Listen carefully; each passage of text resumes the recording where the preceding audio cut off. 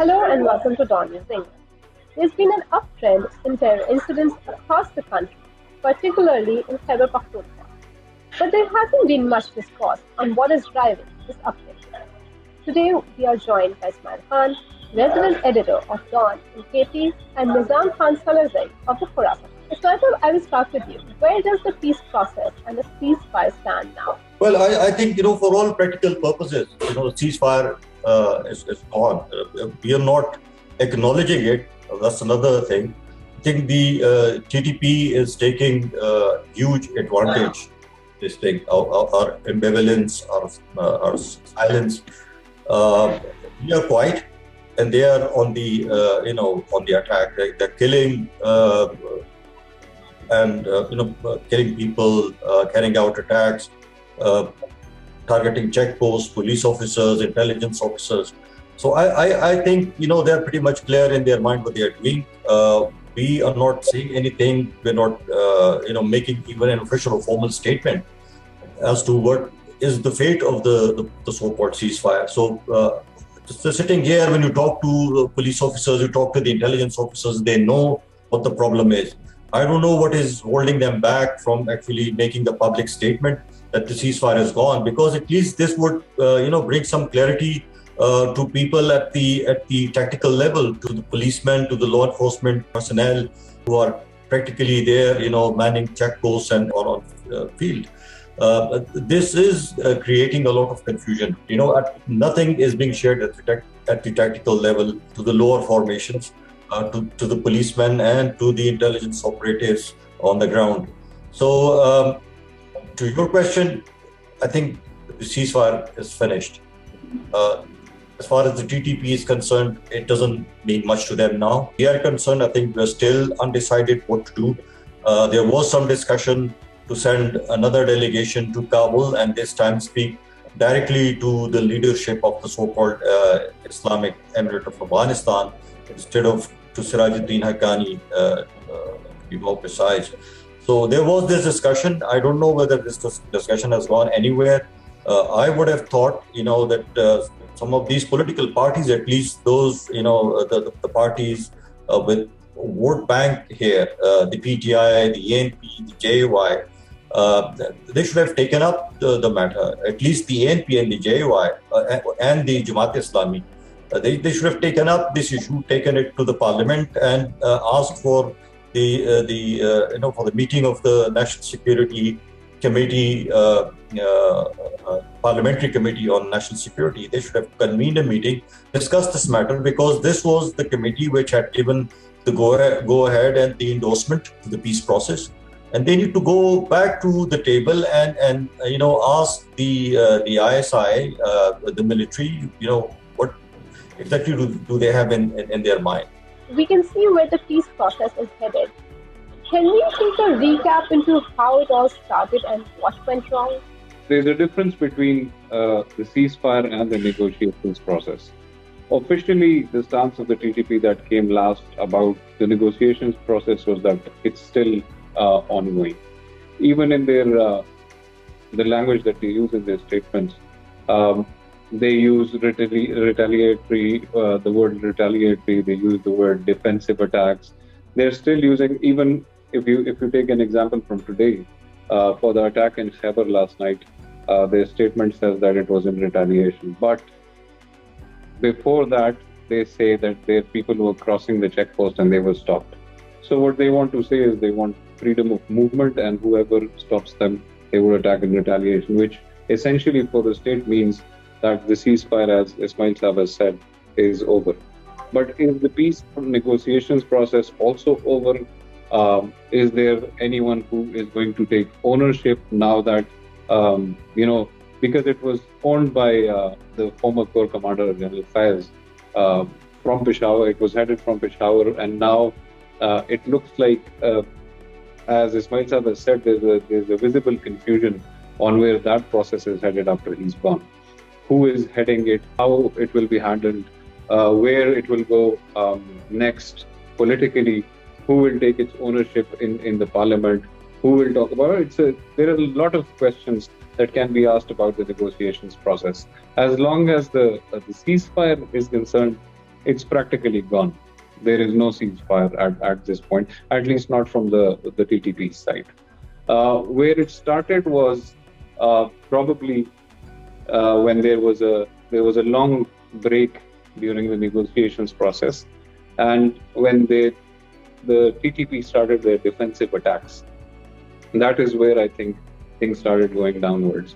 And since there was no clear objective at that point about the negotiations process, it kept on going down. And at this point, I think it would need a lot of hard work and a lot of reconciliation and a lot of thinking again about where to start it from, whether to start it from where it was left, whether to give it a new turn, whether to start in a new manner, whether to talk to the same people or whether to talk to new people. Nizam, you mentioned that the TTP statements, we've seen a shift in the way they communicate. They're phrasing statements that perhaps caters to a larger audience than just the militant mindset. Why is that? They don't So say as long as their statements are concerned, before the negotiations process started, their language used to be very harsh. During the negotiations process, even at times when one of its commanders were killed in Afghanistan, it gave a statement that was very mellow for TTP. And there was no harsh language used, and it was still said that despite of all of this, the peace process will carry on. But now, since the last month or so, that language is coming back, that harshness is coming back. But during that time, when the negotiations were taking place, the TTP also issued statements on social issues in Pakistan, on floods, on the conditions in Karachi, on so many things. Even now, they've issued a statement on the act that is being passed by the parliament for the transgenders, and it's in things like those where they appeal to the masses or to the general society. But when it comes to their statements about the armed forces, about the uniformed departments, they're becoming harsh again, harsher than they were during the peace process. Ismail, we have an existential TTP threat, and at the same time, we also have a rising ISKP influence in the region. What is the defining line that lies between these two militant outfits? I think the problem is this, that I tend to, suspect that there is some sort of a tacit agreement or tacit support from the TTA to the TTP. They must have been facilitated from this side. There are lots of speculations and rumors about it, the way they've been facilitated, allowed to come back. And whatever the pretext may have been, to it for sort of reintegration or whatever. But, whatever that is happening or taking place at the moment, killings and target killings and attacks, and there are attacks in North Waziristan, South Waziristan, and all these people are sitting across the border. And soldiers are being killed in North and in South. And TTP is very happily, taking responsibility for it. And I'm sure, the Afghan Taliban know about it. Do they, exist? Do they support? I will be surprised if they say they don't, or they don't know. Why has this, shift come about? That they're still, we can only theorize. Probably they're not happy with Pakistan's alleged, permission to the US to, for the over-the-horizon attack in Afghanistan, the drone attack that, killed Zawahiri, and then, the attacks close to the border, which took out Omar Khalid and, a couple of other important TTP commanders. So there seems to be a shift. This is post-July, this is when all these, negotiations were taking place. There was a jirga there, a tribal jirga was there, and still there was a lot of optimism amongst some of these people. The corps commander, the then corps commander, I met him and he was pretty optimistic about, the peace process. Some of these civil officers who were there, They were very optimistic, and there was, to the extent that they thought that they would be able to wrap it up in 3-4 meetings. Such was the level of optimism. So what actually happened, which led to the unraveling of the so-called of this peace process? And we don't know this because nobody's talking about it. It was complete radio silence on this side of the border. TTP has been very vocal. They've been issuing statements. Just as Nizam mentioned, the attack yesterday or the attacks before that. So I think at some point in time we need to come up with more clarity on this, be more open about this. There's a lot of fear, a lot of anxiety. Seriously, we are going back to the times, and I will quote a very senior police officer, and he said, we are going back to the time, the KP, the worst times that we had. So this should cause some concern, some alarm. I don't see it. They are pretty much okay with it. So this bothers me a lot. This is part of yet another great game being played out in our tribal areas or in KP. People are being killed. Nobody's bothered. People are getting calls. Houses are being fired at. Hand grenades are locked. Patrolling, of the highways.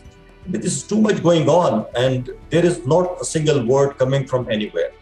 Continuing our conversation on ISKP, Nizam, could you tell us where the two militant outfits have concentrated their attacks? So before coming to that, I will continue from where Ismail has left. If you remember the Prime Minister's speech at the UN General Assembly, he specifically mentioned TTP being present in Afghanistan. And he said the Afghan interim government should do something about it. And a day after that, the TTP issued a statement, and they said, we do not operate from Afghanistan, we are operating from within Pakistan, and we are striving for the freedom to practice our culture and our religion as per the agreement between the state of Pakistan and our elders, which basically, like Ismail have said, I don't know if there's a next great game going to be initiated in the tribal areas, because that agreement that so many people refer to was only made for the tribal areas. Coming back to why the Afghan Taliban might not be clearly supporting Pakistan in their stance against the TTP, one reason was given by Ismail. The second reason could also be that at this point, the Afghan Taliban are battling with internal problems. And the biggest problem inside of Afghanistan for the Taliban at this point is ISKP, it's the Islamic State in Khorasan province. And there might also be fears that if they push the TTP too hard, they could either completely or in a big chunk move towards that side. And that would mean that they're not creating a faction, but are shifting towards another international jihadist outfit that would run in parallel with the Afghan interim government or the IEA. So that could be one of the reasons. As far as the attacks are concerned, ISKP have claimed most of their attacks in Bajaur. They've claimed attacks in Khyber. There was a claim for Pindi as well, for Peshawar as well, for Balochistan as well, but 7 or 8, probably 8 or 9 in Bajaur alone. TTP, on the other hand, has claimed a lot of attacks in DI Khan, in Laki Marwat, in Waziristan, in the southern districts. There have also been attacks for which both of them claim responsibility. So it's very unclear at this point if there is, because if you look at the language of ISKP, it's different for the Afghan Taliban, but it's mellower for the TTP. So at this point, it's very hard to tell who is who on ground. There's ideological differences. There are, like Ismail have said, they're worlds apart. But on ground, it's very unclear that who is who and who's working for who, because the foot soldiers are claiming responsibility for the same attacks in places. We're talking about the CTA and the negotiations. And Ismail Khan, you also mentioned the man who was leading the peace, who was leading the peace deal. With this change in command at the center of it all, where does the military stand after General Faisal's transfer? This is $1 billion question. The current Corps commander is an ex-ISI officer. He had served in the ISI, so he knows, rules of the game. He understands the area very well.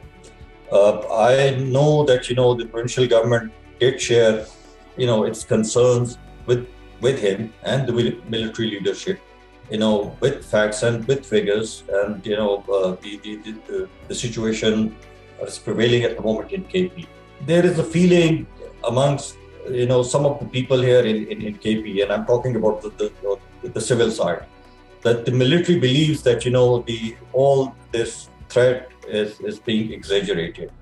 That SWAT was yes a problem, but it will be they can take care of it. They can push them back, and then there will be winters and there will be snow in the mountains. So it will be hard for the militaries to hold out for too long in the snowbound areas. So we're just hoping that there will be snow. We will push them back, and there will be snow, and that will be very hard for them to stay out there for too long, and they will go back to Afghanistan.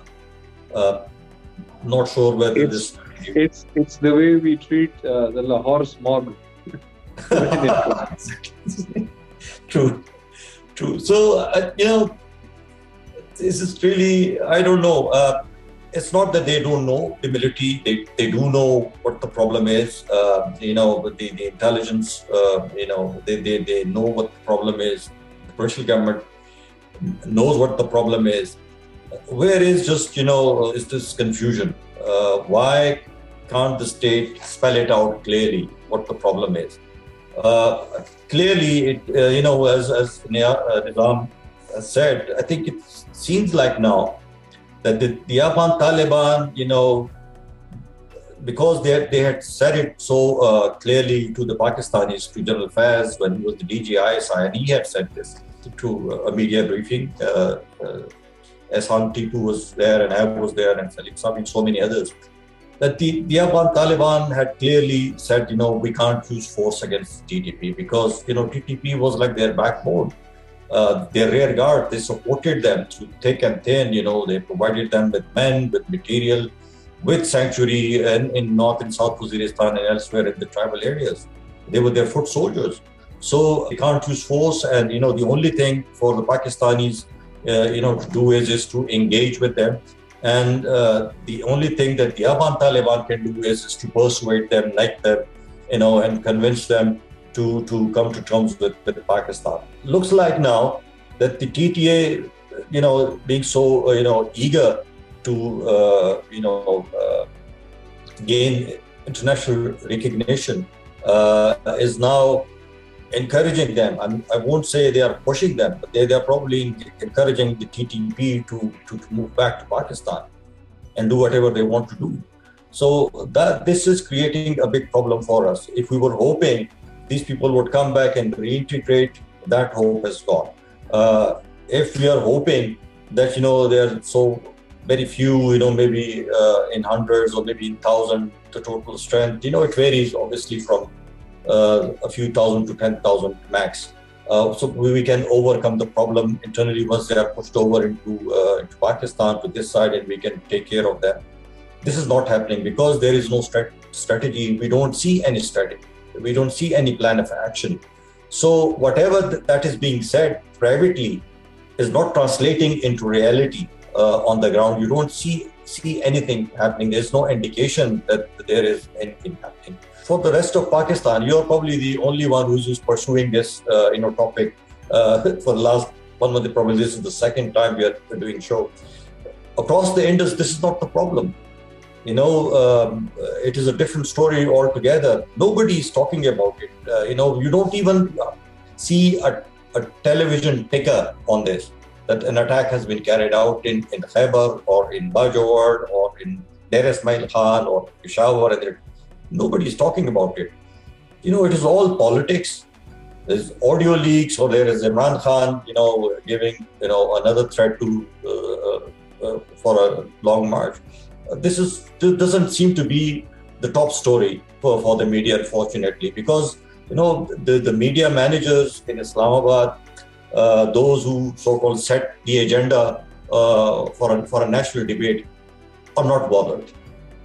They will be bothered, God forbid, if there is an attack in Islamabad or on Pindi or in Lahore, probably they will start talking about it. But at the moment, nobody's pushed. You're talking about confusion. So do you think it's confusion or is it reluctance? At this point in time, Pakistan is going through one of its most difficult, situations. There is political turmoil, there is financial turmoil, and there's also going to be a change, or probably not a change, in the command of the army. There are a lot of things that are going in parallel, and hence the media is more focused on the things that brings them ratings from Punjab and from Karachi, instead of bringing to limelight the problems that actually exist along the border with Afghanistan and in the tribal areas and in Khyber Pakhtunkhwa in general. Because even if you look at the general trend on social media, even people off media, even people of the urban areas are not bothered about what's going on in this regard. They run social media campaigns and trends in which people participate in the hundreds of thousands, but there is not even there are not even 50 tweets about the attacks that are being carried out in the Khyber Pakhtunkhwa or the tribal areas. So there is a clear disconnect between the political leadership at this time in the federal government and the this brewing news scenario that is being created along the Afghan border. And Ismail have rightly said that there are parties that are clearly at the suffering end. PTI's sitting MPA's house was attacked last night. The former Interior Minister Shahryar Afridi's house was attacked a few days ago. These things are happening at a very rapid speed. JUI's candidates for national and provincial assemblies have been attacked. Local bodies, Nizams and mayors are being attacked. So at the end, they will definitely bring it to the parliament. They will definitely turn it into an issue. But let's hope it's not too late by then. I'll just wrap up with one last question.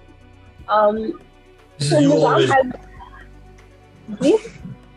This is you always do. You wrap up and then you have a last question. We're going to wrap up with this question. Nizam, I was watching Khorasan Diary episode, and Tipu said in one of his comments was that the TPA may be using the TPP as strategic assets, much like we use them to set us course with the government in Afghanistan. So just last comment from both of you on that. Look, Ismail, I've already told you what that meant. At this point, the Afghan Taliban are looking for recognition, because if they don't get recognized, there will be a lot of problems that they're going to be seeing. And it won't just be limited to the governance. It would be limited to, it would also mean that there will be a lot of human catastrophes in Afghanistan in the absence of recognition and in the absence of a proper working government that is acceptable to the community, the global community at large. And for Pakistan, because the last time that the Taliban were in power, Pakistan was one of the first countries to accept them and recognize them and deal with them as a government. But at this point, Pakistan is reluctant to do that again until someone else recognizes them, be it the United States, or be it Russia, or be it China, or be it the Central Asian republics, or be it the Middle East. But Pakistan, I don't think at this point would do it the way it did it last time. But at the same time, the Afghan government would use all its means to push Pakistan towards that. And if you look at how Pakistan is fighting the case for Afghanistan, it's only natural that they push them further to pursue this. And this could be one of the means. Well, I think at the moment, I think Afghanistan has much more leverage over Pakistan than Pakistan has over Afghanistan. It's the other way around. This whole strategic depth this is the reverse of the strategic depth now. What we are seeing. To put it just in one sentence, and I will quote the ex-DGISI, and he said, not many people, believe this, but I think that TTP and TTA are two faces of the same coin. So I think I've answered your question. They say it themselves. Their path is to one Amir al-Momineen. They say it in their videos. The commander of the TTP says, we are a wing of the Amarat. Even the senior leadership of the IEA treats them as their foot, and they have been their foot. So there's no difference. I think, Nizam, from the discussion, I think that it's pretty much clear now, and nobody's speaking about it, not on this side of the border. I get the feeling that there was some sort of an agreement. If there was if you call it understanding, if you call it agreement, but I think there was some sort of an agreement there. And the Afghan or the TTP is pretty much, clear in their understanding of what was. I think the agreement that many people have spoken about the agreement, that the agreement was that during the time when the Americans were in Afghanistan and the Afghan Taliban were facing tough times, the TTP was supposed to take care of them, give them shelter and all. And now that if Pakistan goes after the TTP, I think the Afghan Taliban will return the favor.